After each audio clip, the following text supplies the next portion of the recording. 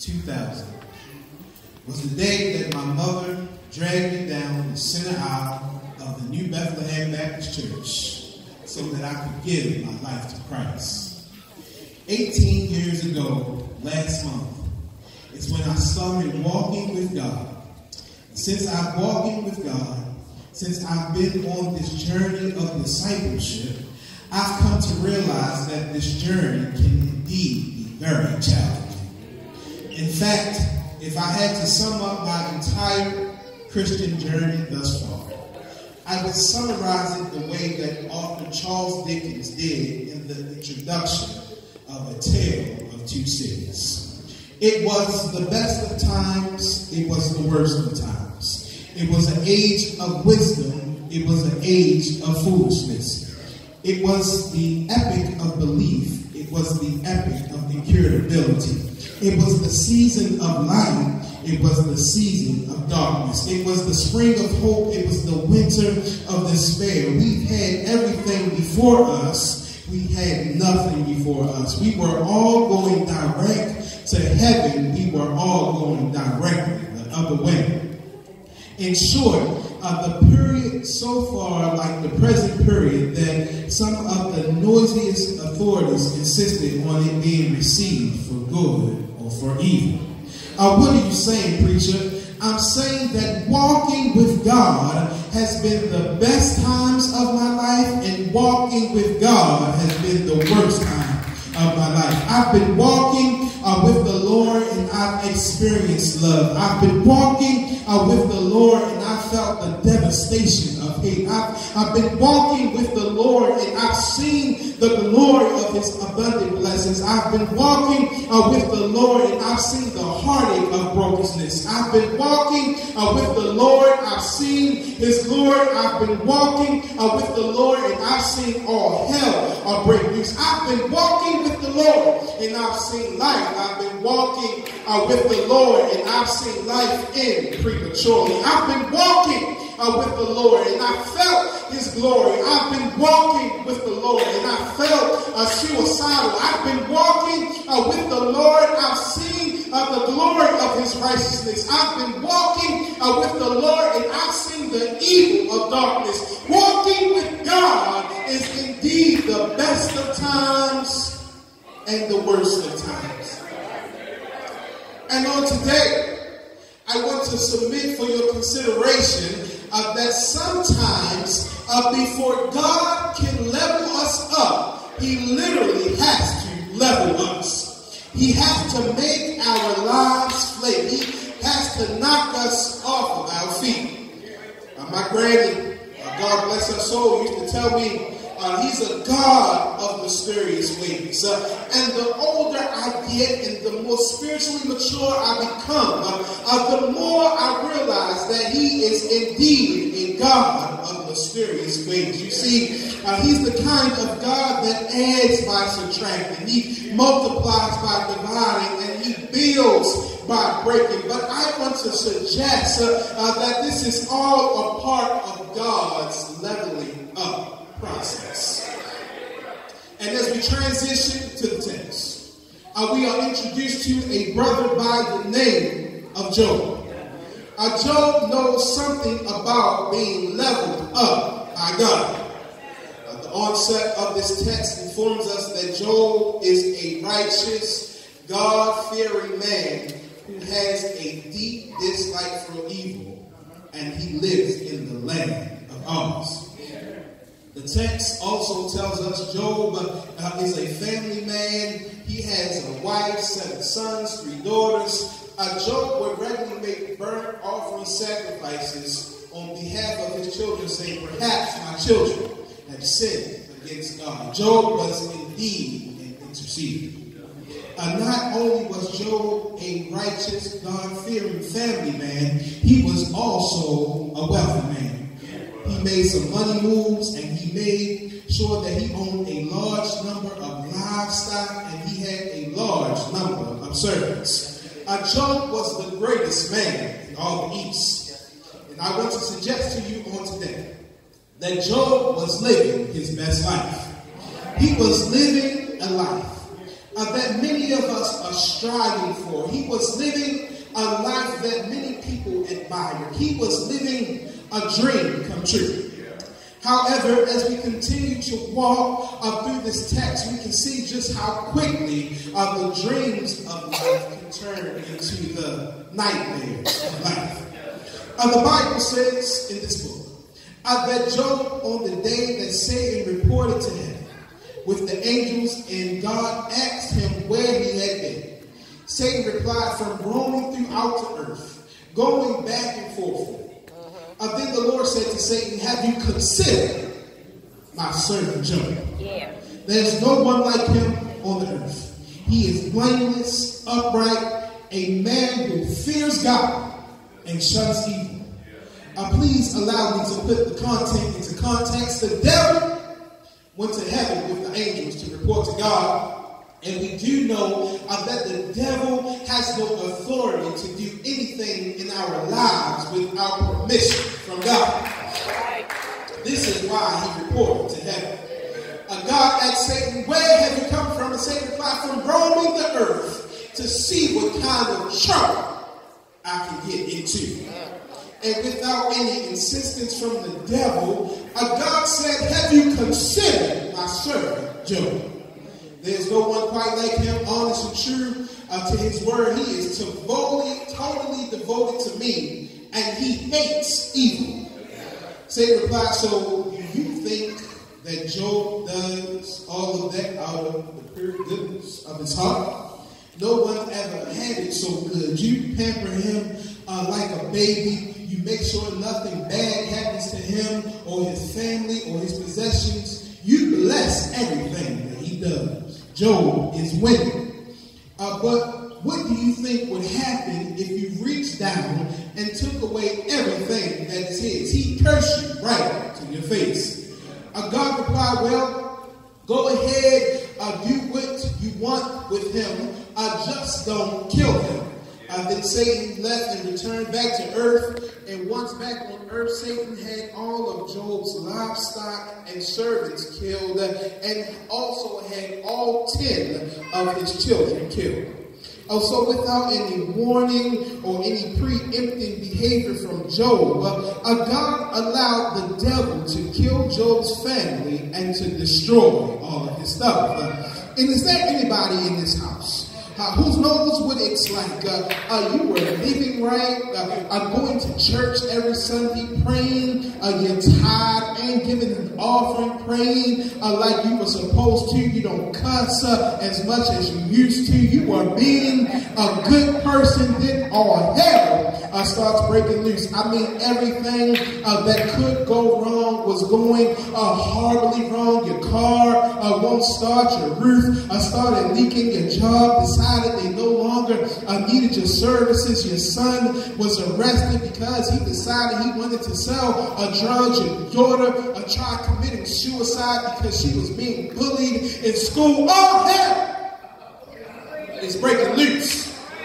Your dreams have become a nightmare.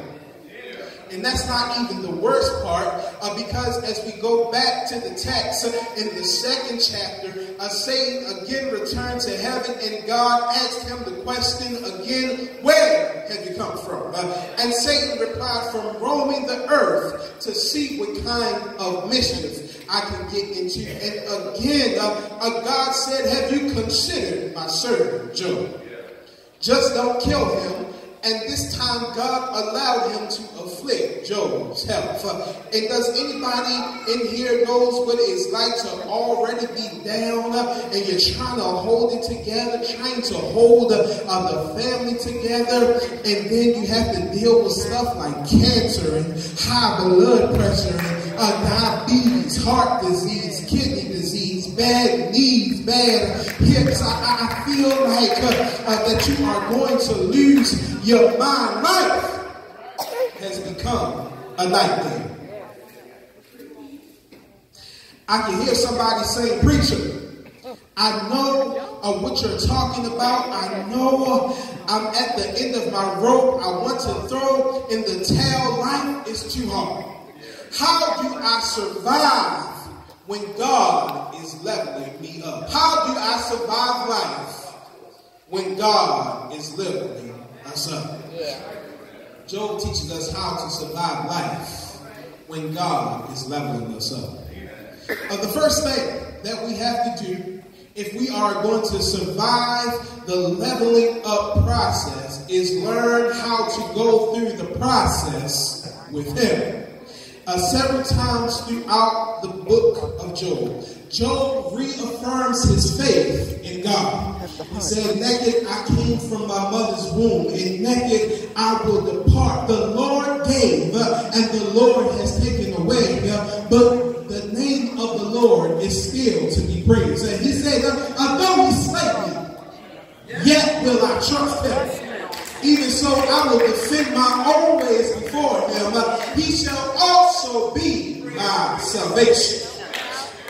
Now, I want to suggest to you on today that Job was able to reaffirm his faith in God and go through the process with him because he understood that this process had been designed by God.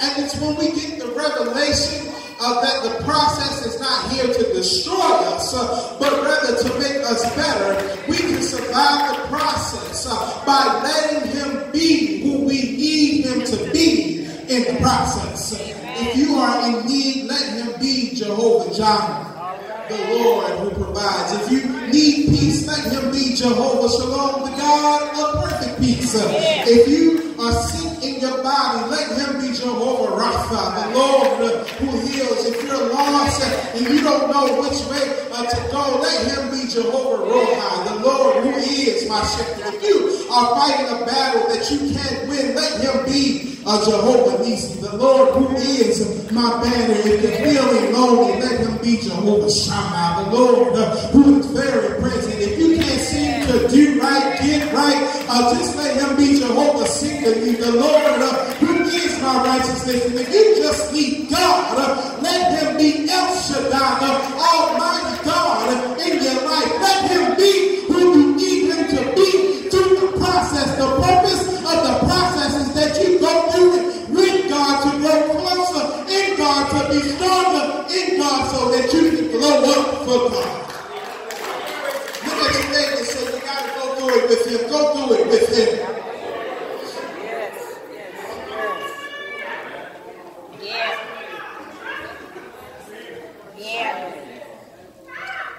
The second thing that we have to do to survive the process of leveling up is to deal with the sores that the process has caused us. The Bible says in Job 2:7-8, Satan went out from the presence of the Lord and afflicted Job with painful sores from the soles of his feet to the crown of his head. Then Job took a piece of broken pottery and scraped himself as he sat among the ashes. Notice how Job immediately began to deal with the sores that the nightmares of life has caused him. And I want to declare today that some of us have had some sores, some bruises, some cuts, some wounds from the processes of life that we've been refusing to deal with for way too long. Some of us know all too well what it's like to be emotionally done, mentally drained, spiritually dead, but physically smiling. Smiling with pain and hurt because we refuse to address what life has done to us. Author and behavioral scientist Steve Maraboli asserted, the truth is, unless you let go, unless you forgive yourself, unless you forgive the situation, unless you realize that the situation is over, you cannot move forward. Sander Adler proclaimed, forget what hurt you, but never forget what it taught you. A psychotherapist and teacher, Dr. David Rashayo, observed, saying, our wounds are often the openings into the best and most beautiful part of us. And I want to help somebody right here who thought that life and what you went through made you ugly and undesirable and unwanted. That's a lie straight from the pit of hell, because what you went through really just made you better. What you went through really just made you bolder. What you went through made you beautiful. Look at somebody and say, you're beautiful, baby. You're beautiful, baby. That's right. I'm better. I'm bolder. And I'm beautiful because of the process. I smile the way that I smile. I laugh the way that I laugh. I smell as good as I do. I have the happiness that I have. I have the joy that I have. I have the peace that I have. I love you even when you are wrong because of the process that I went through. The process has made me beautifully better. Author Lois Lowry said the worst part of holding the memories is not the pain, it's the loneliness of it. Memories need to be shared. And I want to suggest, I want you to learn how to deal with the sores. I want you to learn how to deal with the scrapes and the bruises. Don't be selfish. Don't be ashamed. But rather share your story, your scars, so that people can know that in the midst of the process that they can make it, and that there's nothing too hard for God, that there's nothing that God cannot do. Be a witness that God can turn your situation around. Be a witness that God can dust you off. Be a witness that He can turn your mess into your ministry. Be a witness that He can mend your broken heart. Be a witness that He can restore your finances. Be a witness that there's nothing too hard for God. The process has made you beautiful, better, and a bold witness for the Lord. Somebody say, thank you for the process. I'm not going to preach long. I got one more point. I'm out here. If we are going to survive the process of leveling up, we first have to let God be who we need Him to be. Second, we have to deal with the sores. But lastly, we need to check the people in our space.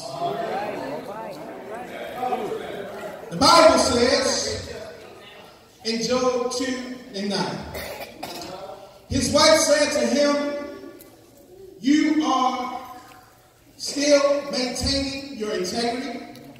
Curse God and die. He replied, you are talking like a foolish woman.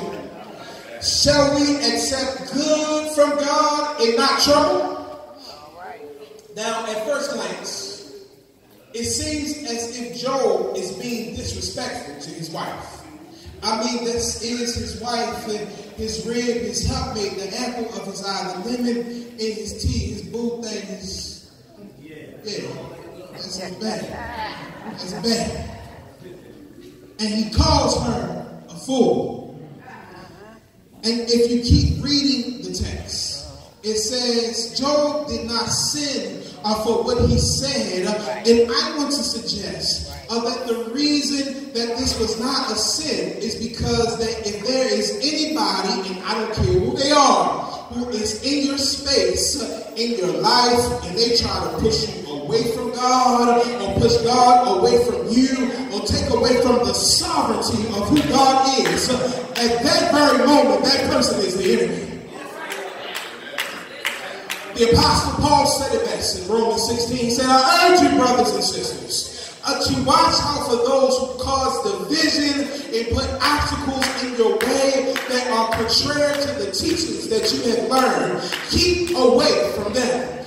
And just like Job, too many of us have some foolish people, some toxic people, some leeching people who are in our space, who is causing a delay in our breakthrough and keeping our process from ending. What we have to learn how to do is to check some people in our space, release some unhealthy attachments, soul ties, situationships, relationships, and just in case you don't know how to, all you got to do is say, no, you can't be my friend no more. No, you can't be in my space. No, you can't ride in my car. You can't borrow no more money, no more money. We can't Netflix and chill. You are not privileged to my business anymore. I won't follow you on Instagram, Twitter, Snapchat, or Facebook. So stop sliding in my DMs trying to shoot your shot. I won't be your boyfriend. No, I can't be your girlfriend. Do anybody know where Kiki is? Kiki, can you please tell him that you don't love him no more and get out of your feelings and that you riding with somebody else? What you being nice for what? You just gotta say, no, sis. This ain't gonna work no more. You can't come over no more. I'm not dealing with your foolishness anymore. I'm not dealing with none of your drama. A matter of fact, what we need to learn how to do is benedict some people out of our lives. Come on, can y'all help me do a benediction? Come on, just lift your hand with me and say, may the Lord keep watch between you and me when we are forever absent from one another. Amen. Job survived the process because he checked some foolish people that was in his space. You can survive the process. I'm finished. But I can hear somebody say, preacher, you walked us through the first 3 chapters of the book of Job. We learned how he lost everything. We learned about how sick he was. We learned about his family and his friends acting funny and questioning his faith in God. What happened to Job? You called this sermon when God levels you up. Didn't keep his faith.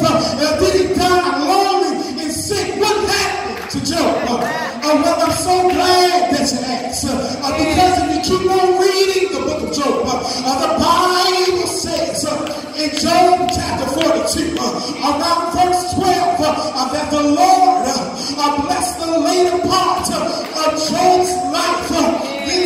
He blesses the later part of his life more than the earlier part of his life. He restored Job's health. He blessed him with 10 or more children and all the stuff that the devil stole from Job. But God has given it back to him in a double portion. Has the devil stole anything from anybody in here today? I just stopped by to tell you that the Lord is about to restore you. He's about to restore everything that the devil has stolen from you. He's about to give you a double portion. I know you may not see it yet, but I just believe that you're standing on the last page of the last word of chapter 41. Look at your neighbor and say, neighbor, chapter 42 is on the way. Is there anybody in here that believes that you're on chapter 42?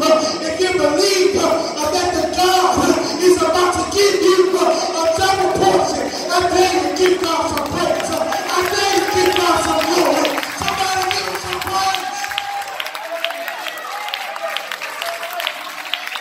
I just stopped by to tell you that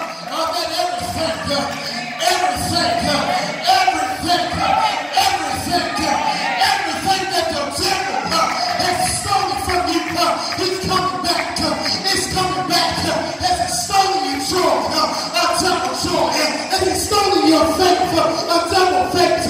God is about to give you a double for your trouble. And I just want to encourage you and tell you to lift up your heads. Oh, ye gates, and be ye lifted up, ye ancient doors, that the King of glory shall come in. Who is this King of glory? He's the Lord, strong and mighty. He's the Lord, mighty in battle. So lift up your head, oh, ye gates.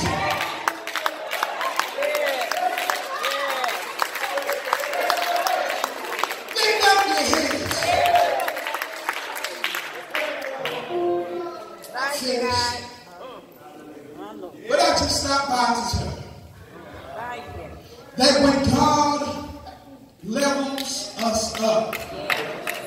it doesn't always feel good. When God levels us up, sometimes he has to remove us from our comfortable space. Sometimes he has to strip us from some stuff that was holding us back. And it doesn't matter how you feel in the moment. But when you get to chapter 42, bless the Lord, you can look back through those other 41 chapters and say, when the devil meant for evil, God has worked it out for my good.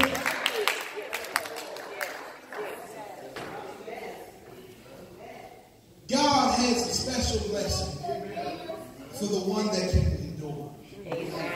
Sometimes you got to go through. One of the false beliefs of the Christian church is that every day with God is supposed to be good. He said, if you want to reign with me, you got to suffer with me too. Young people, as you explode to a new level in God, as you explode to a new level in God, keep your faith. It's not going to be easy. Everybody is not going to want to be afraid. They're not going to believe what you want to believe. They don't think church is not cool. There's nothing cooler than our God. Keep up your heads. Come on, let's pray. Father, we thank you. God, we thank you for the process. God, we thank you that you've leveled us up. God, we thank you that you've taken us through the process of leveling up. God, as we walk through the process, we pray that you would just give us strength to endure. God, we pray as we go through the process that you would just send some people that will help us through the process. God, we pray that you would remove distractions, God. God, we pray that you would remove things that don't mean us no good. God, we pray in the name of Jesus that you would just have your way in our lives. God, we thank you for what the process has taught us. God, we thank you for how you are using us. God, we know that what we're going through is for your glory. And we know that the sufferings of this present time are not worthy to be compared to the glory that you have stored up for us. So God, we thank you and we give your name praise for everything that you are doing for us and how you are keeping us through the process. And it's in Jesus' name we pray. Amen.